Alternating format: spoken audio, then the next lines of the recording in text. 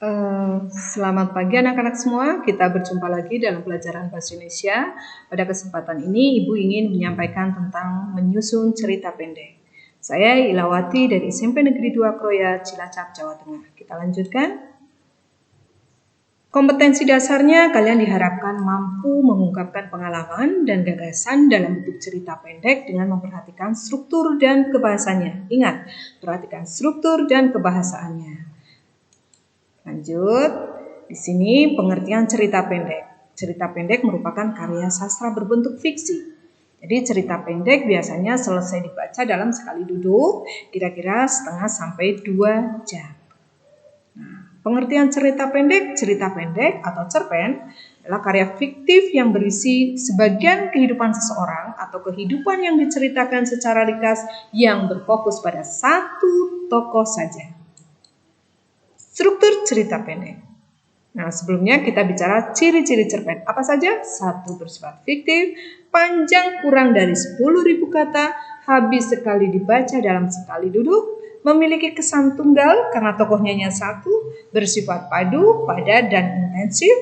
Kemudian, konflik tidak sampai menimbulkan perubahan nasib pada pelaku utama. Hanya terdapat satu alur saja dan perwatakan dilukiskan secara singkat. Kita lanjutkan dengan struktur. Nah, struktur cerpen seperti apa yang ada di dalam buku paket. Yang pertama orientasi, rangkaian peristiwa, komplikasi, dan solusi. Resolusi. Orientasi adalah penentuan atau pengenalan. Jadi pengenalan awal cerita, peristiwanya dikenalkan. Visual, latar, atmosfer, waktu kisah, tokohnya, ya. Kemudian cerita dilanjutkan dengan rangkaian peristiwa. Kita masuk mulai dalam rangkaian peristiwa. Rangkaian peristiwa akan membangun sebuah masalah, membangun sebuah cerita. Nah, awal timbulnya masalah sampai puncak terjadinya masalah dalam cerpen itu yang disebut komplikasi. Hingga sampai akhirnya mencapai solusi atau pemecahan dari suatu masalah, maka ceritanya memasuki tahap terakhir adalah resolusi dalam cerpen. Sampai akhirnya pengarang memberikan pesan dalam bagian resolusi. Lanjutkan. Jadi bentuknya seperti ini. Orientasi, rangkaian peristiwa sampai puncaknya, puncak masalah. Kemudian peleraian atau penyelesaian dalam bagian resolusi. Lanjutkan. Unsur intrinsik cerpen sama seperti dengan novel ya. Yang pertama tokoh ya. Tokoh ada 3, protagonis, antagonis, dan tetragonis. Protagonis tokoh yang baik, antagonis tokoh yang kurang baik, dan tetragonis tokoh yang sebagai tokoh penengah. Kita lanjutkan. Unsur intrinsik selanjutnya adalah latar tempat, latar waktu, suasana, lingkungan sosial ya. Kemudian alur adalah rangkaian atau urutan peristiwa berdasarkan hukum sebab akibat. Ingat, cerpen hanya memiliki satu alur saja. Kemudian selanjutnya adalah sudut pandang atau point of view. Sudut pandang adalah visi pengarang dalam memandang sebuah cerita. Kemudian gaya bahasa. Gaya bahasa cara khas penyusunan dan penyampaian dalam bentuk tulisan dan lisan. Nah, ini gaya bahasa si pengarang bagaimana ya? Ini meliputi diksi, penggunaan majas, dan penghematan kata-kata. Kemudian Tema adalah persoalan pokok sebuah cerita. Tema disebut juga ide cerita. Jadi yang menguasai seluruh cerita. Kemudian amanat adalah apa pesan yang disampaikan oleh pengarang dalam cerita tersebut. Biasanya amanat pengarang itu berkaitan dengan pesan moral yang ada dalam suatu cerita. Kemudian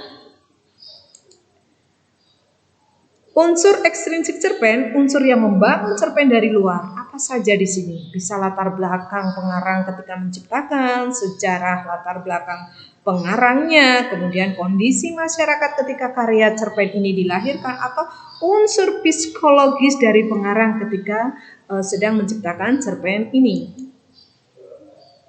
Nah, aspek kebahasanya ada di buku paket, bisa kalian pelajari sendiri. Yang pertama adalah sudut pandang pengarang sebagai ciri kebahasaan khas cerpen.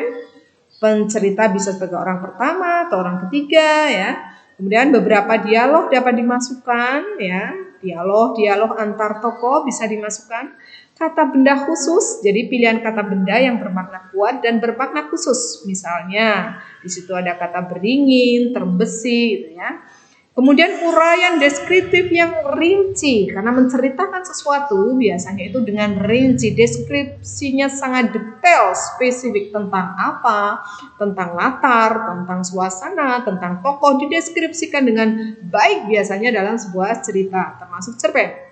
Penggunaan majaz jelas, misal di sini simil, ada metafora, ada personifikasi, semakin banyak majaz yang digunakan pengarang, cerita akan lebih menarik. Juga penggunaan pertanyaan retoris sebagai teknik melibatkan pembaca. Nah, kalian sekarang silakan baca cerpen di buku paket halaman 79 sampai 82. Judulnya Anak Rajin dan Pohon Pengetahuan. Seperti yang terlihat di tampilan ini ya. Ada di dalam buku paket halaman 79 sampai 82. Nah, demikian anak-anakku.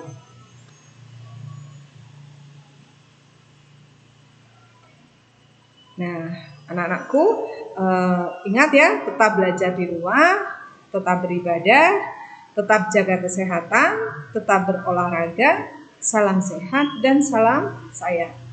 Terima kasih.